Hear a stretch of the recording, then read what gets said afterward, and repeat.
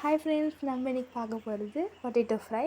இந்த ரெசிபி செய்கிறது ஈஸி தான். இந்த டிஷ்ஷை நீங்கள் தயிர் சாதம், சாம்பார் சாதம், ரசம் சாதம் இந்த மாதிரி எந்த ரைஸ் கூடயோ நீங்கள் வச்சு சாப்பிட்லாம். இது ரொம்ப நல்ல டிஷ்ஷாகவும் இருக்கும்.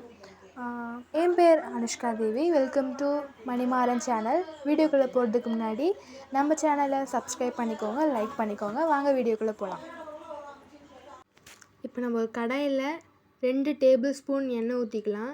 எண்ணெய் காஞ்சதுக்கப்புறமா ஒரு சின்ன ஸ்பூன் அளவு கடுகும் ஒரு சின்ன ஸ்பூன் அளவு சீரகமும் போட்டுக்கலாம். ரெண்டும் எண்ணெயில் நல்லா பொரியட்டும், அது வரைக்கும் வெயிட் பண்ணலாம். இப்போ கடுகும் சீரகமும் பொரிய ஆரம்பிச்சிட்ருக்கு. இந்த நேரத்தில் ஒரு கைப்பிடி அளவு பூண்டை நம்ம கொஞ்சம் ஆட் பண்ணிக்கலாம். பூண்டு நல்லா பொன்னிறமாக கலர் மாறணும், லைட்டாக ப்ரௌன் கலரில் ஆகணும்.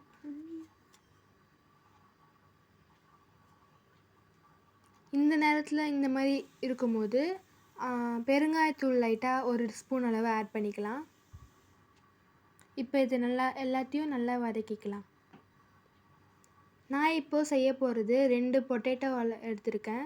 2 பொட்டேட்டோவும் உங்களுக்கு என்ன மாதிரி ஷேப் வேணுமோ கட் பண்ணிக்கோங்க. நான் இந்த ஷேப்பில் கட் பண்ணியிருக்கேன். இதை நம்ம அந்த வதங்கிட்டு இருக்க பொருளோடு சேர்ந்து பொட்டேட்டோ நல்லா கலக்கிக்கலாம். பொட்டேட்டோ நல்லா வேகணும். இப்போ இது கூட மல்லித்தூள் 1 ஸ்பூன், மஞ்சத்தூள் 1/4 ஸ்பூன், மிளகாய்த்தூள் 1 ஸ்பூன் அளவு நான் போட்டிருக்கேன். நான் செய்ய போகிற அளவுக்கு நான் போட்டிருக்கேன். நீங்கள் எந்த மாதிரி சைஸ் பொட்டேட்டோ எடுக்கிறீங்களோ அதுக்கு தகுந்த மசாலா பொருள் வேரி ஆகலாம். இப்போ இது எல்லாத்தையும் நல்லா கலக்கிக்கோங்க. இந்த நேரத்தில் ஒரு கொத்து அளவு கருவேப்பிலை நம்ம ஆட் பண்ணிக்கலாம். தேவையான அளவு உப்பு சேர்த்துக்கோங்க. இது கிறிஸ்பியான பொட்டேட்டோ நம்ம செய்கிறது பார்க்க போகிறோம். இது நீங்கள் ஈவினிங் டைமில் குழந்தைங்களுக்கு நல்லா செஞ்சு தரலாம். இது நல்லா வதங்கட்டும். இந்த நேரத்தில் நம்ம சிம்மில் வச்சுட்டு கொஞ்ச நேரம் மூடி விடலாம்.